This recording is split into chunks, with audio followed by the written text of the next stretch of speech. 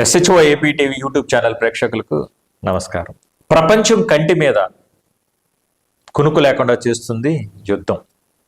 ప్రస్తుతం ప్రపంచవ్యాప్తంగా యుద్ధ మేఘాలు కమ్ముకున్న నేపథ్యంలో ఈ అంశం మీద చర్చించేందుకు మనతో ఉన్నారు ప్రముఖ ఆధ్యాత్మిక తాత్వికుడు ఎం లెనిన్ రెడ్డి గారు. ముందుగా వారిని స్వాగతిద్దాం. నమస్తే లెనిన్ రెడ్డి గారు. నమస్తే సార్. సార్, మనం ఇప్పుడు ప్రపంచవ్యాప్తంగా జరుగుతున్నటువంటి ఈ యుద్ధ సంఘటనలు మనం గమనిస్తూనే ఉన్నాం సార్.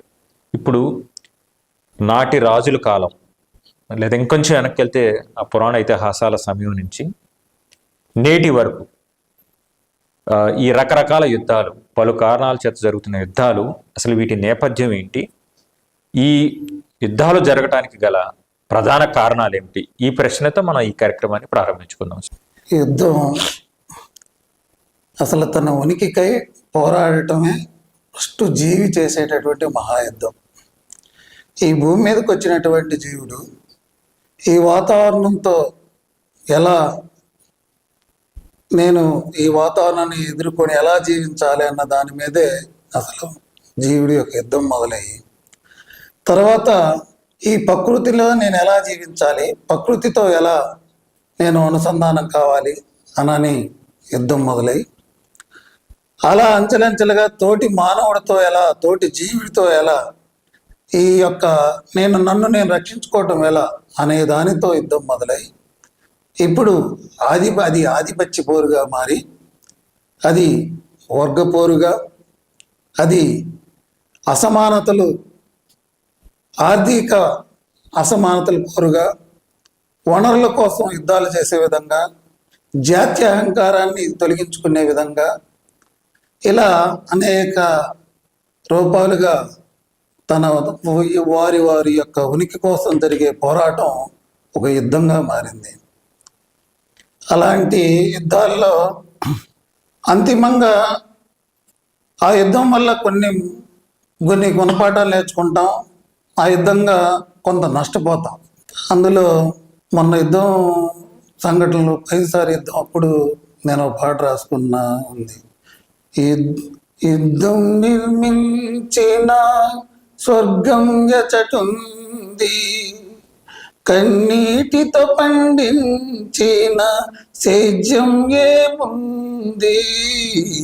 యుద్ధం నిర్మించిన స్వర్గం ఎచటుంది, కన్నీటితో పండించిన సేద్యం ఏముంది. చరిత్రంతా విలపించిన పాఠాలేగా, గుణపాఠం నేర్చేదెలా, ఈరణ భూమిని మార్చేదెలా. యుద్ధం నిర్మించిన స్వర్గం ఎచటుంది, కన్నీటితో పండించిన సేద్యం ఏముంది. చాలా బాగా చెప్పారు సార్. ముఖ్యంగా మీరు రాసుకున్న పాట, యుద్ధం నిర్మించిన స్వర్గం ఎచ్చుటుంది, కన్నీటితో పండించిన సేద్యం ఏది ఉందంటూ భావాన్ని చక్కగా చెప్పారు సార్. మీరు చెప్పినట్టుగా ఉనికి కోసం ప్రారంభమైనటువంటి యుద్ధం నేటది ఆధిపత్య పోరుగా, వర్గ పోరుగా, లేదా జాత్యాంకారం దిశగా కానీ ఇట్లా రకరకాల స్వార్థ ప్రయోజనాల కోసం నడుస్తున్నది కూడా మనం గమనిస్తున్నాం సార్. ఇప్పుడు యుద్ధం చేసేవాడు నేను మంచి కోసం చేస్తానంటాడు, ఎవడైనా కానీ నేను యుద్ధం అధర్మంగా చేయట్లేదని చెప్తాడు. అసలు ఈ కోణంలో మనం ఆలోచిస్తే సార్, ఏదైనా కానీ యుద్ధానికి ఒక నైతికత అంటూ ఉంది. ఇప్పుడు ఫర్ ఎగ్జాంపుల్ మనం మహాభారతంలో జరిగిన యుద్ధం దాదాపుగా ధర్మబద్ధంగా సాగుతున్న యుద్ధం, దాన్ని శ్రీకృష్ణుడి గైడ్ చేయడం మనం చూసాం సార్. సో అలా తీసుకుంటే సార్, ఆ రెఫరెన్స్ మనం తీసుకుంటే ఇప్పుడు జరుగుతున్నా కానీ లేదా జరగబోయే యుద్ధాలకు కానీ నైతికత అంటూ ఉంటుందా సార్? ఉండాల్సిన అవసరం ఉందా? ఎవరి దేశాన్ని వాళ్ళు రక్షించుకునే ప్రయత్నంలో, ఎవరి నమ్మకాలని వాళ్ళు కాపాడుకునేటటువంటి విధానంలో, వారి ఉద్దేశంలో నేను చాలా నైతికంగానే ఉన్నా.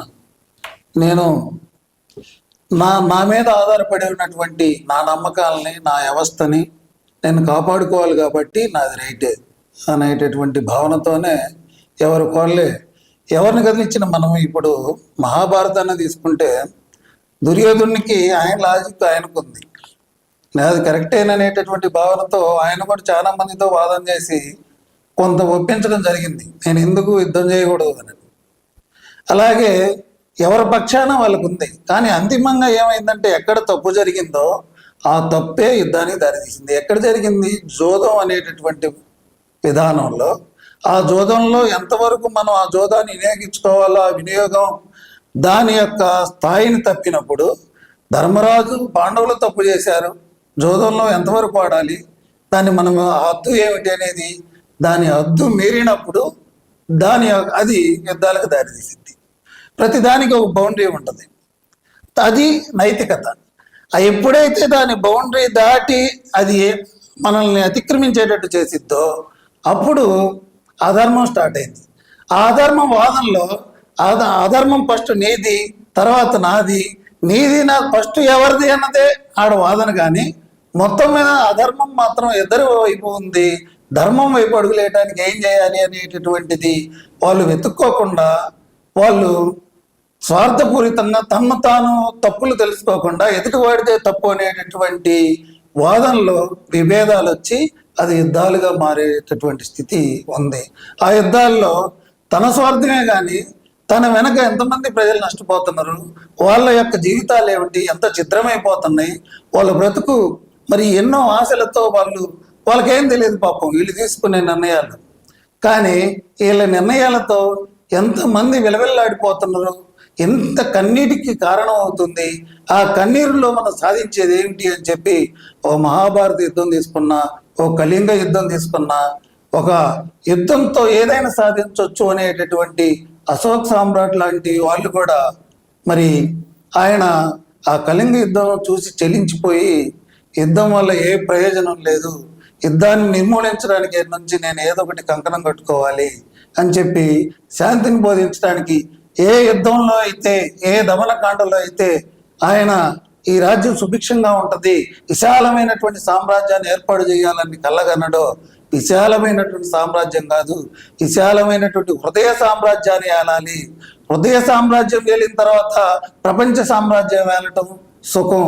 కానీ ప్రపంచం సుఖాన్ని కోరి నేను సామ్రాజ్యం విస్తరిస్తే హృదయ దౌర్బల్యం పొందినటువంటి సమాజం కానీ, నేను కానీ, నా ప్రజలు కానీ సుఖశాంతులతో ఉండలేరు అని చెప్పి ఆయన బౌద్ధ మతాన్ని స్వీకరించి అందులో ఉన్నటువంటి ముఖ్యమైనటువంటి విషయాలని ప్రపంచానికి ప్రచారం చేసి ఆయన ఒక మంచి సమాజాన్ని చేయటం అందులో భాగంగా ఇప్పటికి కూడా ఆయన చెప్పినటువంటి భావజాలాన్ని మనం భారతదేశం స్వీకరించడం మనం చూస్తున్నాం.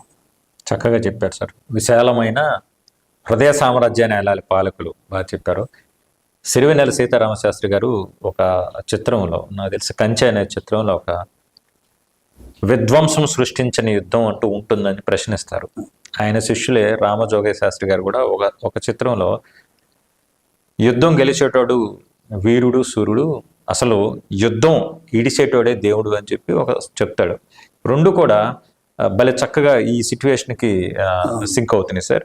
ఇప్పుడు సార్ ఈ గతంలో యుద్ధాలు నేర్పిన గుణపాఠాలు కూడా మీరు చెప్పారు సార్. వీటి వల్ల ప్రయోజనాలు ఏమి లేవు, నష్టాలే, స్వల్పకాలికంగా కావచ్చు దీర్ఘకాలికంగా కావచ్చు నష్టాలని మీరు చెప్తున్నారు సార్. ఇన్ని యుద్ధాలు జరుగుతున్నాయి, మీరు చెప్పారు పలు కారణాలు చెప్పారు. ఒకటి ఏంటంటే వర్గపోరు అన్నారు, ఆధిపత్యపోరు అన్నారు, వనరుల కోసం అన్నారు, ఇతరత్ర ఆర్థిక లావాదేవీల కోసం, ఏదైనా కానీ వ్యాపారాల కోసం యుద్ధాలు జరుగుతాయి. మతోన్మాదంపై యుద్ధాలు కూడా జరుగుతున్నాయి, ఉగ్రవాదంపై కూడా యుద్ధాలు జరుగుతున్నాయి. ఇప్పుడు దాని కారణంగా చెప్పి కూడా జరుగుతున్నాయి, ప్రత్యక్షంగా జరుగుతున్నాయి, పరోక్షంగా జరుగుతున్నాయి. మరి అవినీతిపై యుద్ధం ఎందుకు జరగట్లేదు, పేదరికంపై యుద్ధం ఎందుకు జరగట్లేదు సార్? మొత్తం నా నమ్మకమే ఈ సృష్టిలో ప్రపంచం అంతా ఏదో ఒక నమ్మకాన్ని ఆధారం చేసుకొని బ్రతుకుతూ ఉంది. నా నమ్మకమే మెరుగైంది, నా నమ్మకమే గొప్పది, ఇక ఇతరుల నమ్మకాలు ఏవి కరెక్ట్ కాదు, నాది నమ్మకపోతే నేను ఒప్పుకోను అనేటటువంటి ఒక గీత బౌండ్ దాటినప్పుడు అది ఉన్మాదంగా మారుతూ ఉంది. నాదే వినవలసి తీరాల్సిందే, నాది కూడా ఒక మార్గం, డిగ్రీ, ఇంజనీరింగ్, పీజీ పూర్తి చేసి కూడా ఉద్యోగాలు లేకుండా నిరాశగా ఉన్నారా? బ్యాంకు ఉద్యోగాలైతే బాగుంటాయి కానీ పోటీ పరీక్షల శిక్షణా సంస్థల్లో ఫీజు మీకు భారంగా అనిపిస్తుందా? అయితే ఆలస్యం ఎందుకు?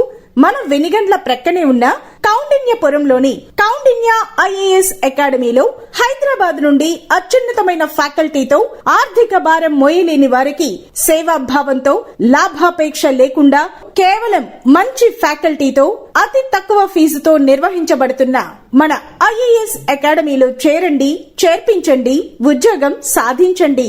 వివరాలకు doctor EV Narayana, retired principal, TGPS college, Guntur, founder and chairman cum managing trustee, Guntur, Andhra Pradesh. Cell number 9966112933. అన్నంత వరకు తప్పేం లేదు. కానీ నాదే మార్గం, నా మార్గంలో రాకపోతే నేను ఒప్పుకోను అని అనేది ఉన్మాదంగా మారి, ఆ ఉన్మాదం ప్రపంచాన్ని మొత్తాన్ని ఒప్పించాలని ఎంతోమంది ప్రయత్నం చేసి విఫలమైనటువంటి వీరులు అన్నారు, పెద్ద పెద్ద మహా సామ్రాజ్యాలు అన్నారు. కానీ అంతిమంగా ఏమైందంటే అది ఫెయిల్ అయిపోయింది. అది నియంతృత్వాన్ని అంగీకరించాల. ప్రపంచం తిరగబడింది, తప్పని చెప్పింది. ఎంతమంది ఎన్ని యుద్ధాలు వచ్చి ఈ నియంతృత్వ పోకడి, నాదే కరెక్ట్ అనేటటువంటి ఉన్మాదపు ధోరణి, నేను నమ్మింది మీరు నమ్మి తీరాల్సిందే అనేటటువంటి ఒక నియంత విధానం, దాన్ని ప్రపంచం ఎప్పుడు ఒప్పుకోలే, తిరగబడింది. అది తప్పని రుజువు చేసింది.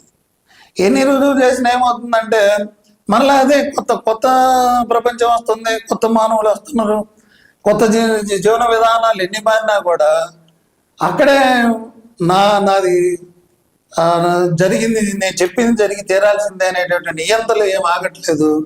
మళ్ళా ప్రజాస్వామ్యవాదులు ఈ తప్పనే శాంతి దోదలు ఆగట్లేదు. ఈ ప్రపంచం ఇలా ఇక నడుస్తూనే ఉంది. దీనికోసం మరి మేధావులు ఇది సహజంగా ఇంతేలేని వేదాంతం చెప్పింది. వేదాంతం ఏం చెప్పింది అంటే ఈ మానవుడి యొక్క జీవితం ఇంతే, ఈ రెండు వర్గాలు ఎప్పుడు ఇంతే ఉంటాయి అననే అన్నప్పటికి కూడా మేధావి వర్గం ఏం చేస్తుంది, మేధావులు వాళ్ళ ధర్మం ప్రకారం ఎవరు తప్పని చెప్పాలో వాళ్ళు తప్పని చెప్పట్లేదు. దేనికోసమైతే ఒక నిర్మాణం చేసుకున్నామో ఇప్పుడు ఉదాహరణకు ఐక్యరాజ్య సమితి తీసుకున్నాం. అది అందరం కలిసి వేరుగా ఉమ్మడిగా ఉంటే ఎవరి విధానంలో గొప్ప, నాదే కరెక్ట్ అని చెప్పుకుంటాం. కాబట్టి మన అందరికీ ఒక వేదికగా మన బాధలను చెప్పుకోవడానికి, వాళ్ళు మధ్యవర్తిత్వంగా ఉండటానికి ఒక మేధావులతో కూడుకున్నటువంటి ఒక ఏర్పాటు చేసుకుందాం సంస్థని అని చెప్పి ఐక్యరాజ్య సమితిని ఏర్పాటు చేసుకున్నాం. కానీ ఆ సంస్థలు ఏమవుతున్నాయి అంటే ధనవంతుల సామ్రాజ్యవాదుల చేతుల్లో చిక్కి అవి కూడా నలిగిపోయి దాని గొంతు అది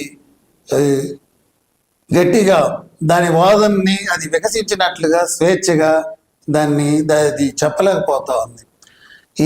ఏదైతే మనం దేనికోసమైతే మనం సంస్థలు, దేనికోసమైతే మన జీవన నిర్మాణం ఈ న్యాయబద్ధంగా, ధర్మబద్ధంగా, సత్యబద్ధంగా ఇలా ఉండాలనే మానవుడు కొన్ని తన యొక్క బాగు కోసం, తన యొక్క మంచి కోసం ఏర్పాటు చేసుకుందో దాన్ని అతిక్రమించినప్పుడు ఈ యొక్క ఉన్మాదాలు, యుద్ధాలు, అశాంతి అనేది సమాజంలో మనం రావడం చూస్తాం. కరెక్టే సార్. ఇప్పుడు కొన్నాళ్ళు యుద్ధం చేస్తారు, తర్వాత పాలకులు ఇద్దరు షేక్ హ్యాండ్స్ ఇచ్చుకుంటారు, ఎవరొకరు శాంతి చేయిస్తారు.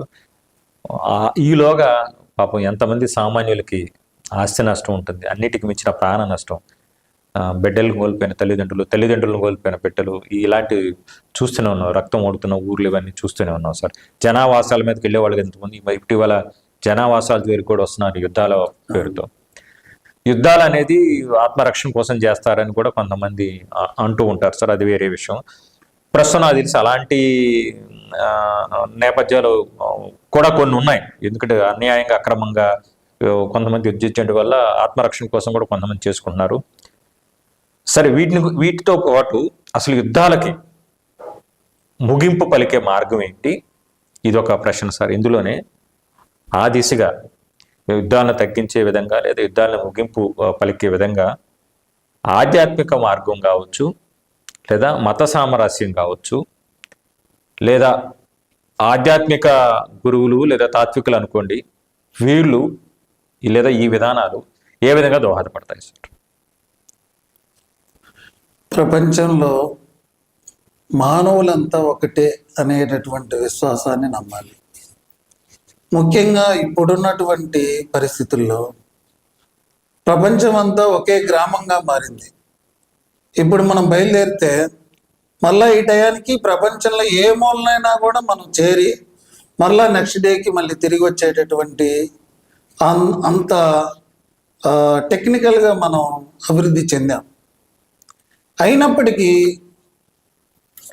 ఎంత టెక్నికల్గా సైన్స్గా అభివృద్ధి చెందామో మానసికంగా ఒక 2000 సంవత్సరాల క్రితం ఎలా ఉందో అలాగనే మానసికంగా టెక్నికల్గా పెరిగినంతగా మానసికంగా పెరగట్ల. ఎందుకని పెరగట్లేదు? కారణం ఏమిటంటే టెక్నాలజీలో పనిచేసేంత మానవ మేధస్సు మానసిక వ్యవస్థ మీద పనిచేయట్ల. టెక్నాలజీ ఇప్పుడు 2000 సంవత్సరాల క్రితం ఇప్పటికి ఎప్పుడో నడుచుకుంటూ పోయేటటువంటి ఆ రోజుల్లో ఇప్పుడు బుద్ధుడు ఇలాంటి మహాత్ములు, శంకరాచార్య ఇలాంటి మహాత్ములు మరి వాళ్ళ బోధనలు చెప్పాలంటే కాలినడక నడిచి ఎన్ని సంవత్సరాలు, వాళ్ళ సంవత్సరాల పాటు నడిచి వాళ్ళ జీవితం అంతా కూడా నడకలోనే గడిచిపోయింది, చెప్పుకుంటూ వెళ్ళిపోయారు. ఈరోజు మనం ఈ ప్రచార మాధ్యమాల ద్వారా ఎంతో మంచి విషయాలు, ఎంతో చెడు విషయాలు ప్రచార మాధ్యమాల ద్వారా వెంటనే చెప్పేసే పరిస్థితి టెక్నాలజీ పెరిగింది. మనం ఎక్కడో ఉండి కూడా ఇక్కడ కనపడుతున్నాం. అన్ని విధాలుగా మరి ఎంతో ముందుకు వెళ్ళాం సైన్స్ పరంగా. కానీ మానసికంగా వచ్చేసరికి ఏ బుద్ధుడు 2000 సంవత్సరాల క్రితం పంచశీలాలని ప్రచారం చేశాడో, అబద్ధాలు ఆడుకోకు, దొంగతనాలు చేయబాకండి, వ్యభిచారం చేయబాకండి, జీవహింసను చేయబాకండి, ఇలా మరి ఇలాంటివి ఎప్పుడైతే వాళ్ళు మద్యపానం ఇలాంటివి మానేయండి అని ఈ 5 చెప్పారో ఇప్పటికీ 5 ప్రమాదకరంగానే ఉన్నాయి. మనిషిని దోచుకునేటటువంటి హింసని, దౌర్జన్యాన్ని మనం దాటలేకపోయాం. అలాగే మత్తు పానీయాలకు అలవాటు పడి యువత ఈరోజు చెడిపోతూ ఉంది. అలాగే మరి ఈరోజు మనం మాట్లాడిన మాట నైతికంగా రేపు మనం ఆచరిస్తున్నామా లేదా లేదు. ఒక మహాత్ముల్లా కూర్చొని చక్కగా మాట్లాడతాం, తర్వాత మనం చేసే దుర్మార్గాలని చేస్తాం. ఇవన్నీ చేయటం మానవుడి యొక్క అభివృద్ధికి చెడు, ఇవన్నీ చేస్తే శాంతి ఉండదు అని వాళ్ళు ప్రయోగాలు చేసి ఎంతో తపస్సు చేసి వాళ్ళు ఇది కనుక్కున్నారు. ఇది కూడా ఒక విద్య. ఈ విద్యను మీరు నేర్చుకోండి. ఇలా నేర్చుకొని మంచి సమాజాన్ని నిర్మాణం చేసుకోండి. నీ తోటివాడు నీకు సహకరిస్తే నీ బ్రతుకు ఈజీగా ఉంటుంది. నీ తోటివాడు నీకు బ్రతికటిస్తే నీ జీవన విధానం అస్తవ్యస్తమైంది. కాబట్టి మానవుడు సంఘజీవి. సమాజాన్ని నిర్మాణం చేసుకోవటంలో తన వంతు, ఎవరి వంతు పాత్ర వాళ్ళు కృషి చేయాలి. అలాంటి కృషి చేసినప్పుడే ఇప్పుడు దైవం ఏం చేసిందంటే ఇలా ఐకమత్యంగా ఉండాలనే అది నీకు ఒక తెలివితేటలు ఇచ్చింది, నాకు ఒక తెలివితేటలు ఇచ్చింది, ఇంకా మిగతా వారికి వాళ్ళ బుద్ధి ప్రకారం తెలివితేటలు ఇచ్చింది. అప్పుడు నాకు చెప్పులు కొట్టడం వచ్చు, నీకు వ్యవసాయం చేయడం వచ్చు, ఇంకొక ఆయన ట్రాక్టర్ నడపడం వచ్చు, ఇలా ఇంకొక ఆయన వ్యాపారం వచ్చు. ఇలా ఎవరి నైపుణ్యత వాళ్ళకి ఒకే చోట కేంద్రీకృతం కాకుండా ప్రతి మనిషిలో వాళ్ళ జ్ఞానానికి వేరు పద్ధతుల్లో అది నేర్పింది. దాన్ని ఈ సమాజం ఏం చెప్పిందంటే, అరే ఇప్పుడు నీ తెలివిని వాడికి వినియోగించు, వాడి తెలివిని నీ వినియోగించుకో, ఒకరికొకరు ఇచ్చిపుచ్చుకోండి. ఆ ఇచ్చిపుచ్చుకునేటటువంటి ధోరణితో హాయిగా గడపండి. అలాగే సమాజంలో ఇవి వనరులు ఉన్నాయి ప్రకృతిలో, ఆ వనరులు వినియోగించుకోండి. ఆ వనరులు వినియోగించుకునేటటువంటి నైపుణ్యతని మీలోనే పెట్టా. ఒక్కొక్కడికి ఒక్కొక్క నైపుణ్యత పెట్టా. ఆ వనరులన్నీ కూడా సమానంగా పంచుకునేటటువంటి తెలివితేటలు మీరు సంపాదించుకోగలిగితే మీరు హాయిగా లోకమంతా ఒక కుటుంబంలాగా బ్రతకొచ్చు. వేరు సామ్రాజ్యాలు అవసరం లేదు, ఒకడి మీద ఒకడు దౌర్జన్యం చేయాల్సిన పని లేదు. మీరంతా కూడా హాయిగా ఆనందంగా జీవించవచ్చు అని పెడితే ఆ పెట్టినటువంటి భాగంలో ఆ ఆలోచనలో భాగంగా వచ్చిందే ఈ ఆర్థిక వ్యవస్థ. ఎందుకంటే నా పనిని నీకు ఎలా పంచాలో తెలియదు, నీ పని నేను ఎలా పంచుకోవాలో తెలియదు. దీనికి ఒక ఆర్థిక వ్యవస్థ కనుక ఏర్పాటు చేసుకోగలిగితే, అందరం అందులో పెట్టుకుంటే, ఇదిగో నీ పని నేను వినియోగించుకున్నందుకు ఇదిగో ఇంత తీసుకుంటున్నా, నా పనిని నీ సేవ నేను వినియోగించుకున్నందుకు ఇంత తీసుకుంటున్నా అని చెప్పి సేవకి వాస్తవానికి ఆర్థికం అని పేరు పెట్టుకున్నాం. అది అర్థవంతమైనది, అర్థవంతమైనటువంటి భావజాలమే ఆర్థిక వ్యవస్థ. అలాంటి అర్థవంతమైనటువంటి ఆర్థిక వ్యవస్థని మనం అర్థం చేసుకోలేక నాది పై చేయి నీది పై చేయి అనేటటువంటి ఉన్మాదంలో, పిచ్చివాళ్ళ చేతుల్లో మేధావులు ఉండవలసినటువంటి స్థానంలో అసమర్థులు, నా ఆధిపత్యం నేనే నాదే నెగ్గాలనేటటువంటి అహంకారులు ఉండటం చేత ప్రపంచంలో యుద్ధాలు, ఉన్మాదం, అహింస, ఆవేదన, కన్నీరు, దుఃఖము ఇలాంటి యొక్క పదాలు మనం ఎక్కువగా చెప్పుకోవాల్సినటువంటి పరిస్థితి ఏర్పడింది. Very nice sir. అర్థవంతమైన భావజాలమే ఆర్థిక వ్యవస్థ. అది అర్థం కాకనే మీరు చెప్పారు ఈ యుద్ధాలు, ఈ అనర్థాలు, what ever it is, etcetera. So మా ఈ స్టూడియోకి విచ్చేసారు. ముఖ్యంగా ఈ యుద్ధ వాతావరణం నెలకొన్న నేపథ్యంలో మీరు చివరిలో చెప్పిన మాట, 2 మాటలు చాలా బాగా నచ్చేశారు. మనిషి సంఘజీవి, ఒకరికొకరు సహకరించుకుంటే జీవనం సాఫీగా సాగుతుంది, లేదా ఒకరిని ఇంకొకరు ప్రతిఘటిస్తే కనుక ఆ జీవనం చాలా బాధాకరంగా, కష్టతరంగా ఉంటుందని చెప్పి చక్కగా ఆ మెసేజ్ కూడా ఇచ్చారు సార్ మీరు. సో మా ఈ కార్యక్రమానికి విచ్చేసి ఈ అంశం పట్ల మీ స్పందనని సుస్పష్టం చేసినందుకు మీకు ధన్యవాదాలు సార్. నమస్తే.